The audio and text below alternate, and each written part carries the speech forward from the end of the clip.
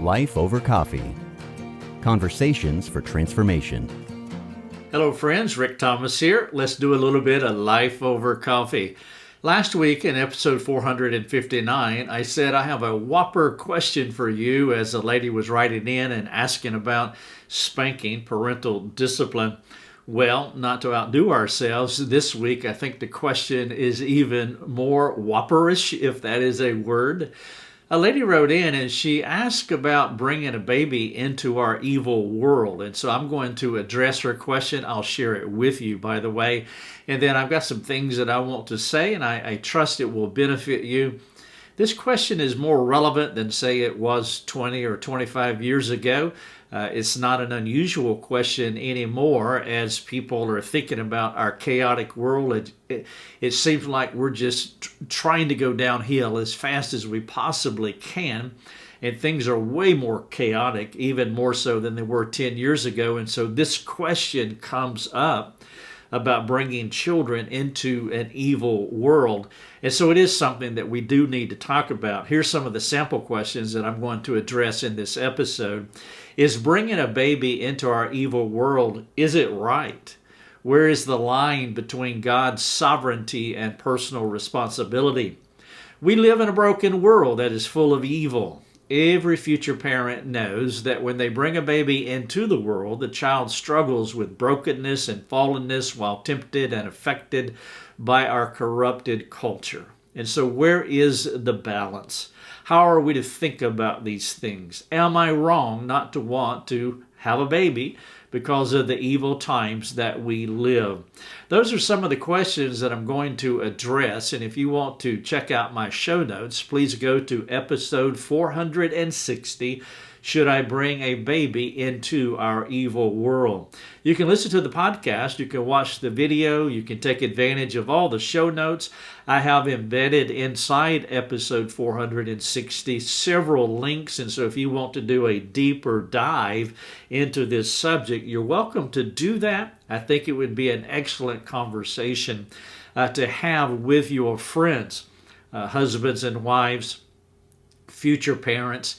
This is something that you do want to be settled on in your own mind, because when you do bring a child into the world, it doesn't matter which generation you are in or which century you are in.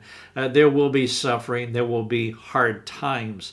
And I know for us, because us as in America, that we have been living in such a splendid time in the history of humanity, that suffering is something that has always been out there for Americans, and many of you who live in other countries, you've had a similar experience.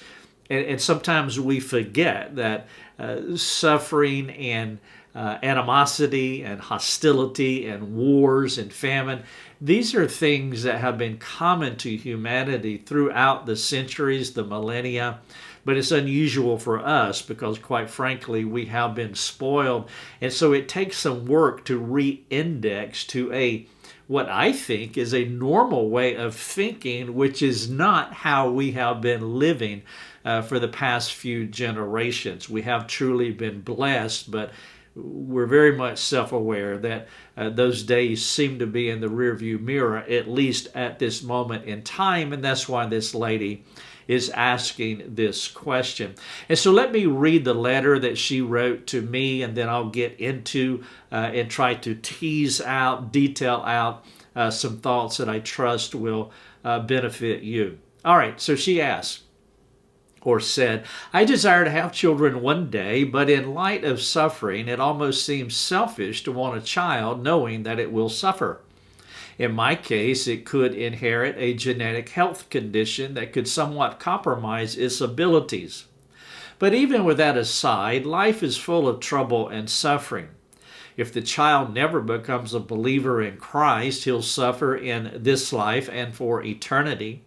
If the child becomes a believer, suffering is seen as a mark of God's grace by disciplining and drawing that child closer to himself. And so while it does at least have a good purpose at that point, it's still suffering. You can feel the tension as there's almost a pessimistic tone to this. I already have a view of how this is going to end up. And so whether they become Christians or don't become Christians, our future children, there's a negative outcome. And so all roads lead down the path of pessimism into negativity. And you can sense that in what she is writing. She continues, if the child never exists, it knows nothing of suffering or anything. It won't miss out on God's favor either because, well, it just won't live. If followed, I realize that this line of thinking could quickly diminish the population and go against God's command to be fruitful and multiply and consider children a blessing. I want children, and I love the idea of discipling them and having fun with them.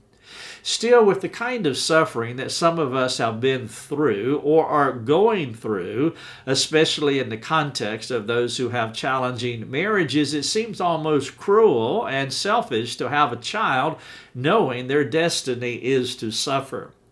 Now, for our students in our mastermind program, I want you to hear that last paragraph that she wrote, and you can see how she's mapping her experience over the very question that she is asking, and she's using her experience as a filter to come through to a conclusion. And there's two aspects of her experience that she is bringing to the fore in that last paragraph. One is she has a genetic disease of some sort and has a challenging marriage. And so that is a filter, it's a lens, it's a presupposition. And so it gives her a starting point and an interpretive filter.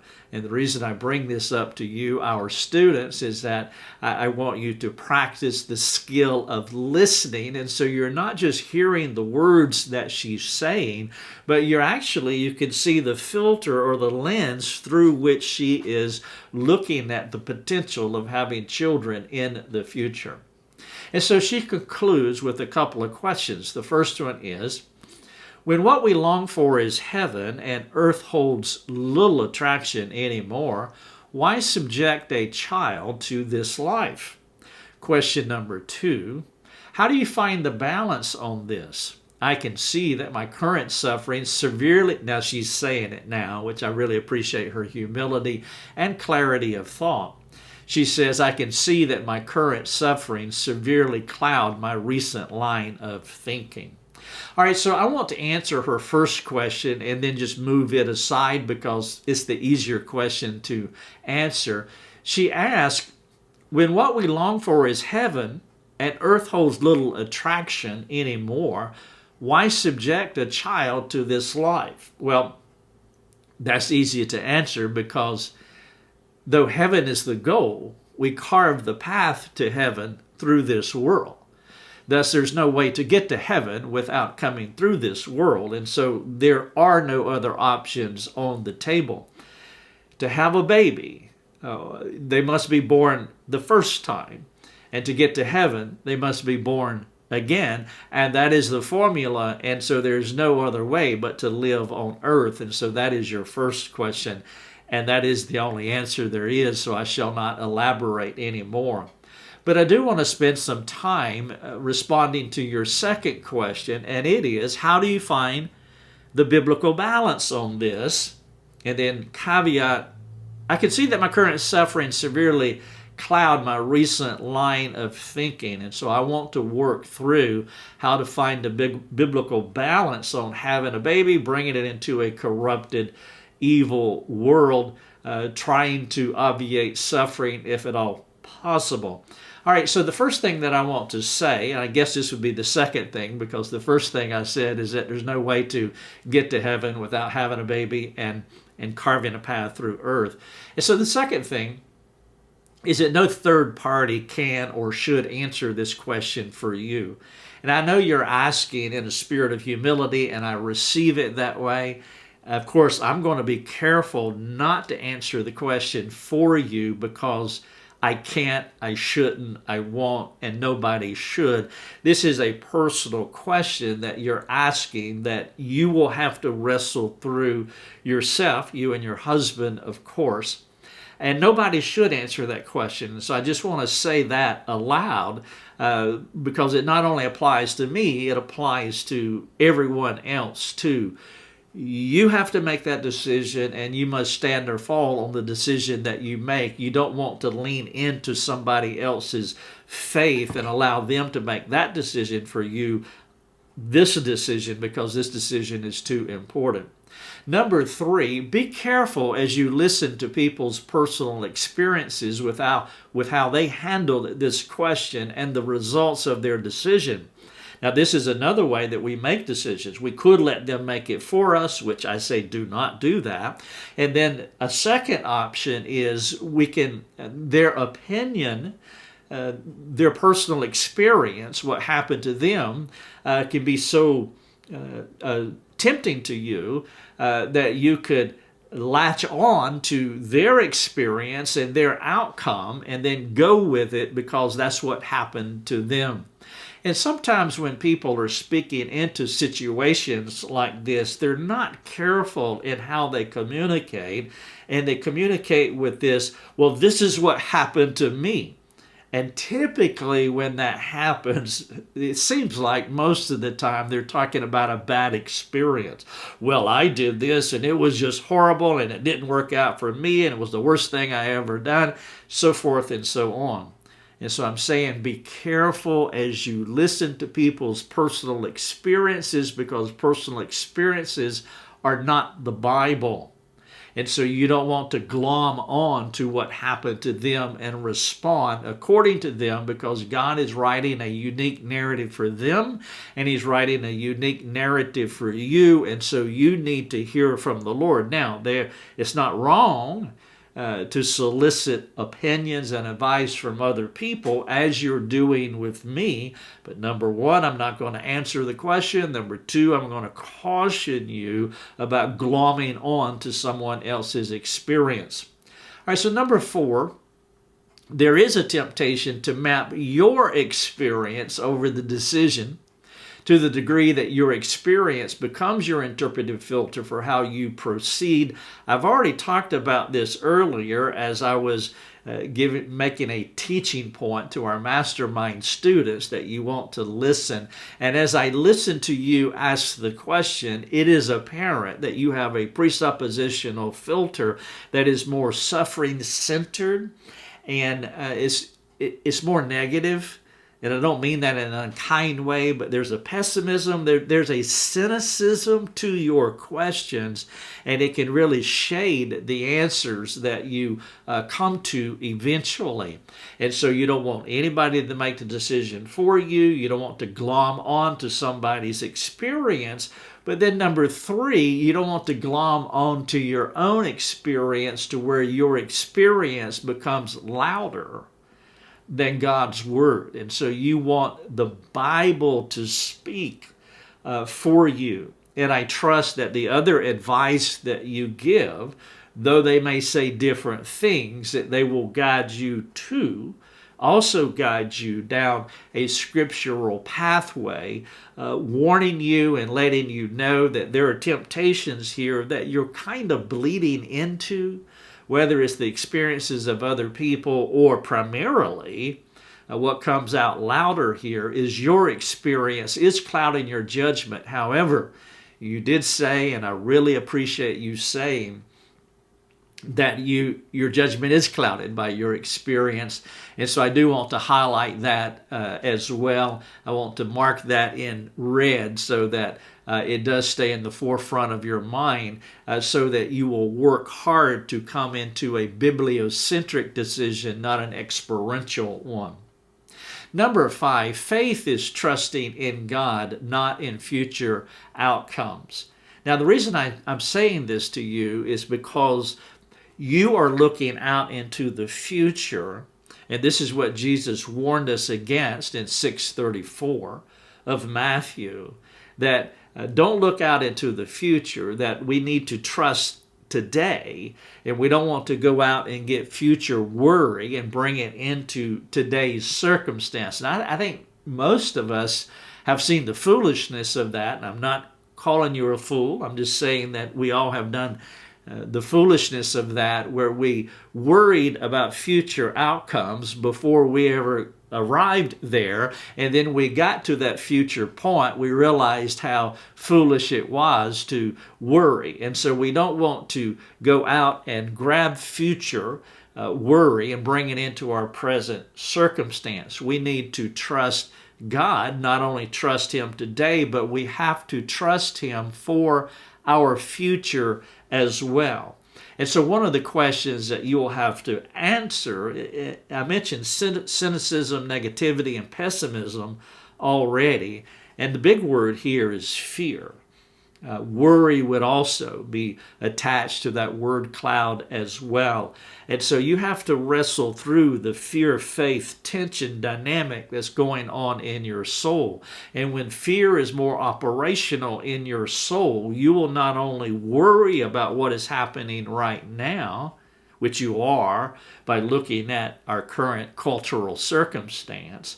But then you will also project that out into the future as you are, and you're thinking about, well, if I bring a child into the world, then it's going to be horrible for them too. And then this just continues to escalate in your own mind. And if you're not careful, that kind of thought process will take your mind captive, and it will become cyclic, like an endless loop tape that you'll just continually loop around in this fear tension that you have, and it will begin to drive your thoughts and the decision making that you have. And so I'm appealing to you to not only think through the fear-faith tension, but to really take your soul to task and say, no, I am going to live by faith. What does it mean to live by faith? And if you need help and input on doing that, then I appeal to you to get that help. So again, you can be bibliocentric and not be managed by faith, whether in the present tense or as you extrapolate out into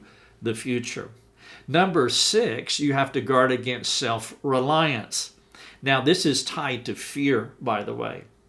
Self-reliance is a tendency that when we are nervous or fearful about how things, let me say it this way, we're not sure God's going to get this right.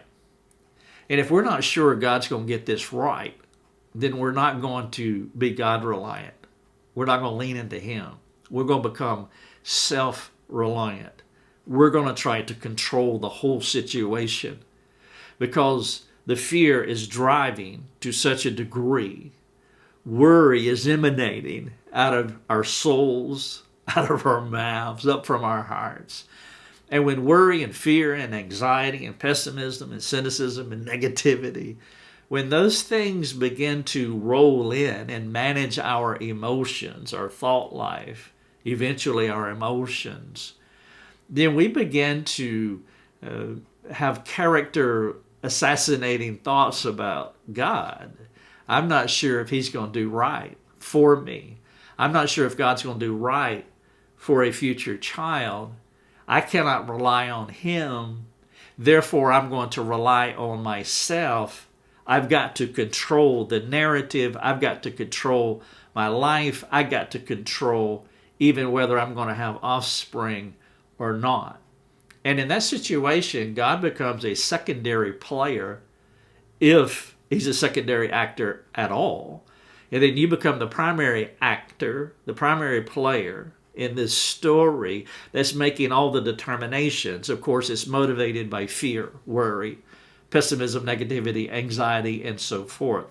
And so I'm asking you to guard against self-reliance, which is a human-centered way of trying to control future outcomes because I'm not sure that God is going to get it right.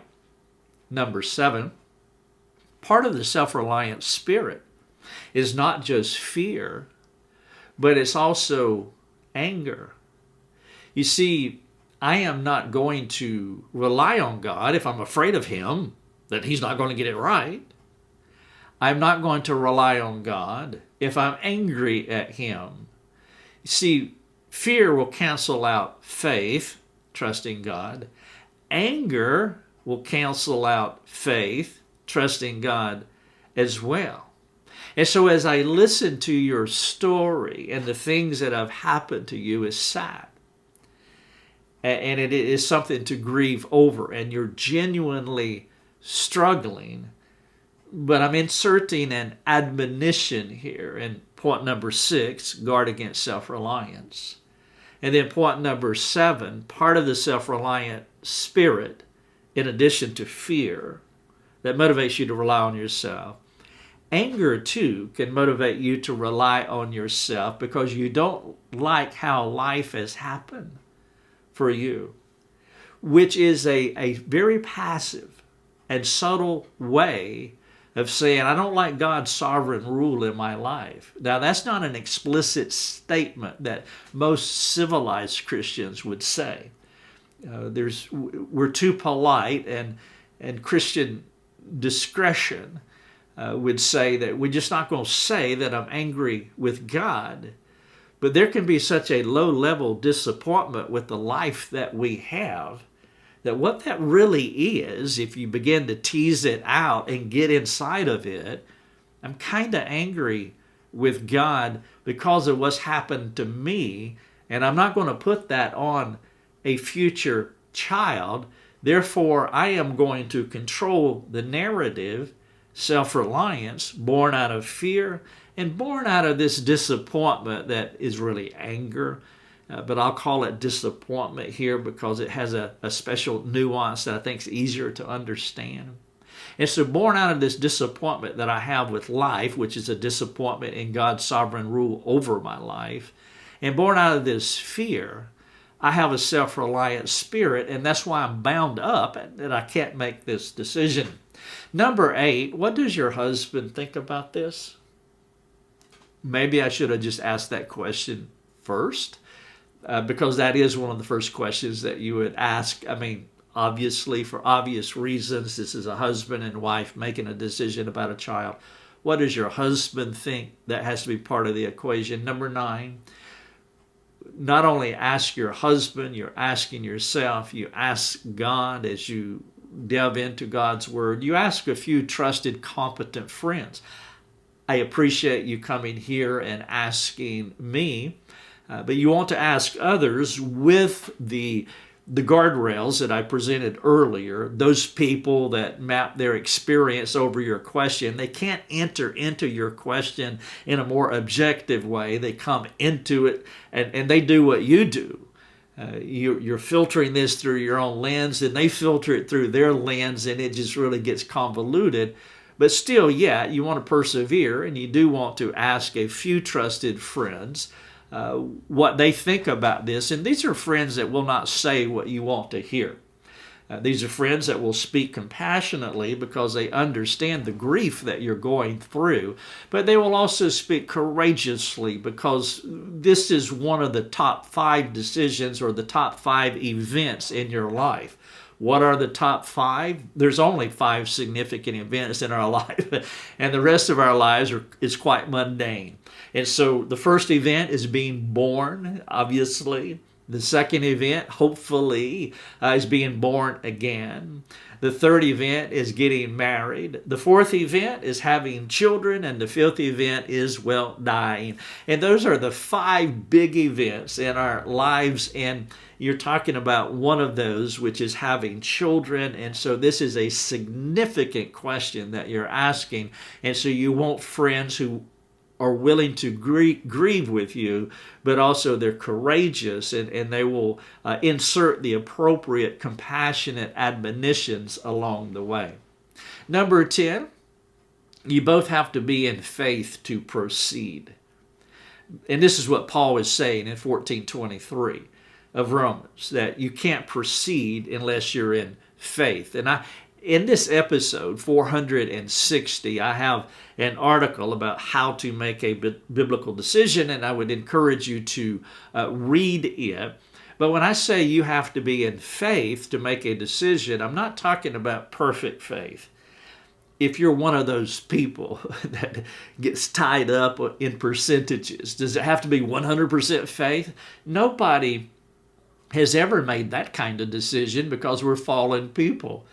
And so 91% faith, 85% faith, whatever that means. You're not going to have perfect faith, but you really have to be more in faith than out of faith when you make a decision. And if you're more in faith, then you want to lean into it. You are hope-filled, you are sure, you're convinced, you believe that this is the direction that you should go. For the most part, obviously, you will be wavering a little bit in faith, as we all do on big decisions. I was in faith to marry Lucia, but even on the day of the wedding, I was thinking, like, is this the right thing to do? And so that can happen, but I had already predetermined that this is God's will. I believe it's right. We sought counsel, etc. We tried to discern what the Bible believed about what we were doing, etc. And so I was predominantly in faith. Even on the wedding day, though, I was my knees were wobbling just a little bit. And so don't get hung up on perfect faith. Number 11, are you more of a fear-based person? Are you characterized mainly by faith or fear? The reason I'm asking this question is because I know that you're struggling with fear now, but is that how you are normally characterized? See, we can have episodic moments of fear when we come up to specific moments in our lives, and that's normal. You see, and that's what I was saying about our wedding, is that I had an episodic moment of fear standing down at in the church building. That was an episodic moment of fear, but the whole characterization of our dating relationship from the time that I believed that we should get married, the whole characterization was faith. Sorry, Lucia, it was faith. And I had an episode of fear. And so as you look at your life when it comes to these big decisions, would people just characterize you as a person of faith or a person of fear? And that's something that you want to wrestle through, because that will affect how you think about this decision. Now, when it comes to big decisions and you're characterized by faith, then you have a second layer problem, a primary problem that you have to deal with first. The having a baby problem is a mirror of the deeper problem of a person characterized by fear, and the having baby question that you have is only revealing this deeper issue that needs to be rectified, and you will not be able to answer this question to complete satisfaction as far as having a baby until you deal with this characterization of fear if you are a person characterized by fear. Number 12. Your situation is unique to you, and that is important as you work through this decision. For example, here's an illustration. Every Christian should not homeschool. I get that question a lot. Should we homeschool? Well, I have received that question often. Should we homeschool? Well, it depends. It really depends on what's going on with you. It depends on the kind of person you are. Can you provide this kind of education? Are you the kind of person that can really, like a wife, for example, can you be that true governess of the home and really manage the home and the children and serving your husband, loving your husband and doing all the duties in the home, etc.? Are you a good teacher, etc.? So there are unique questions to all of us that there aren't blanket answers. And so having a baby in your situation is unique to you. Like the homeschool question, the answer is not obvious to everybody, and it will be different for everybody. Number 13, perhaps you could consider adoption or foster care. Maybe that's a direction that you can go. Number 14, all babies are born fallen, broken, depraved.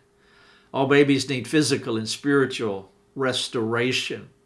And rather than looking at that in a pessimistic, negative way, be sobered by it as you are, but be motivated to bring change to those within your sphere of influence. And if God gives you a baby, if you all believe that's the thing that you should do, yeah, be sobered, but not sobered to fear, not sobered to paralysis, not sobered to procrastination and pessimism.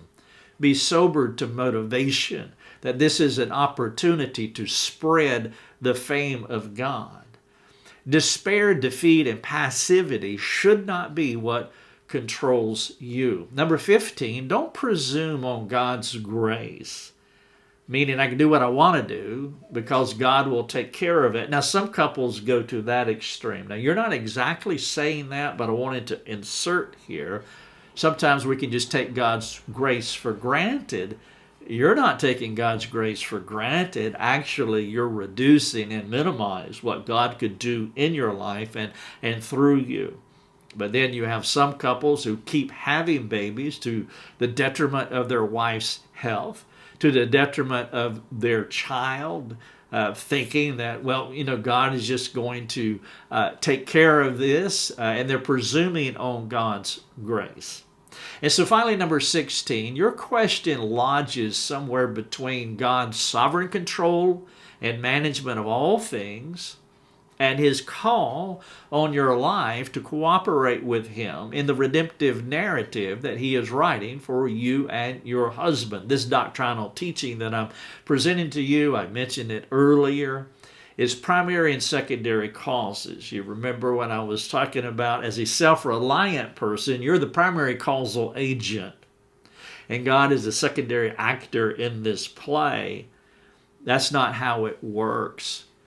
And you want to defeat self-reliance, repent of it, and you want to cooperate with what God is doing in your life as a secondary causal agent, trusting him, not in a presumptive way where we take God's grace for granted, but we want to trust that, not in a foolish way, but we want to try to discern the mind of God through some of the ways that I have laid out for you, and then step into cooperating with what God is doing in your life. Let me share a personal story as I wrap up here.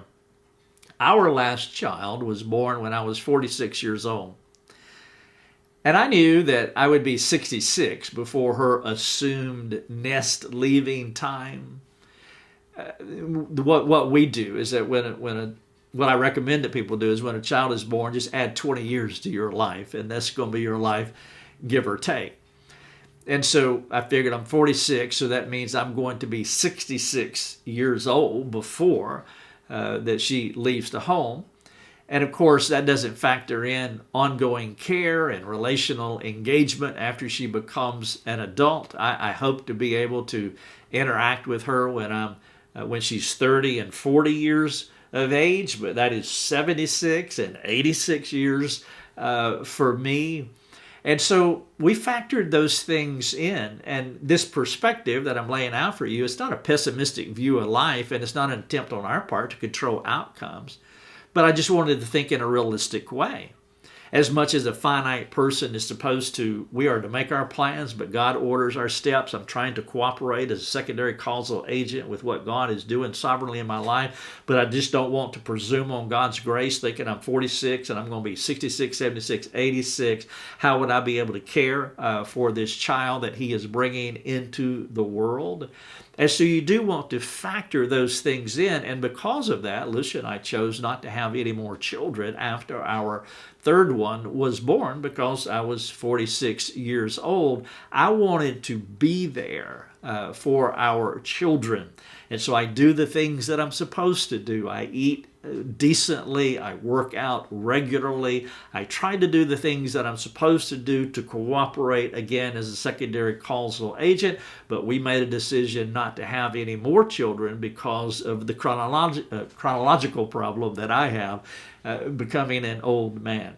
I say that to say that I don't know what disease you have. I don't know the chances of your suffering affecting the quality of life of your future child.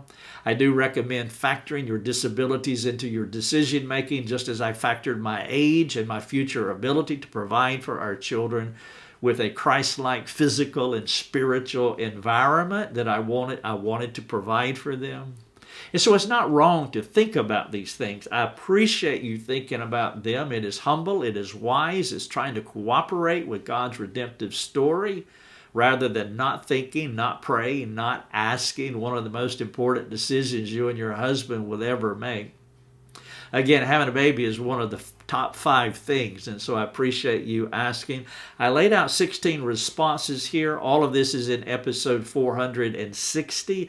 Should I bring a baby into our evil world? Now I want to wrap up, and I'll run through these questions quickly, but you can find them all at episode 460.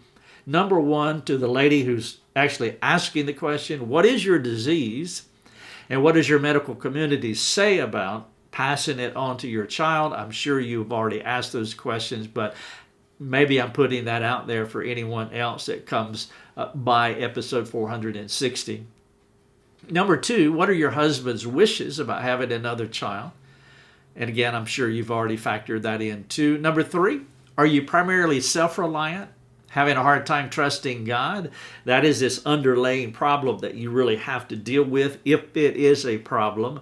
The having a baby just highlights and it accentuates this, and it lets you know there's an underlying problem. Number 4, does cynicism manage your thinking, giving you a pessimistic view of life? I know some people who have been in suffering for so long, or a disappointing situation for so long, cynicism can creep in, and it can cloud their lens and give them a pessimistic view of life. Something to think about. And then finally, number 5, what does it mean to live by faith? And so I trust that all these questions are helpful. The 16 things that I highlighted as well. Again, you can review all of these at episode 460. Should I bring a baby into our evil world? Thanks so much, and God bless. Thanks for joining us. Learn more and get access to other resources at lifeovercoffee.com.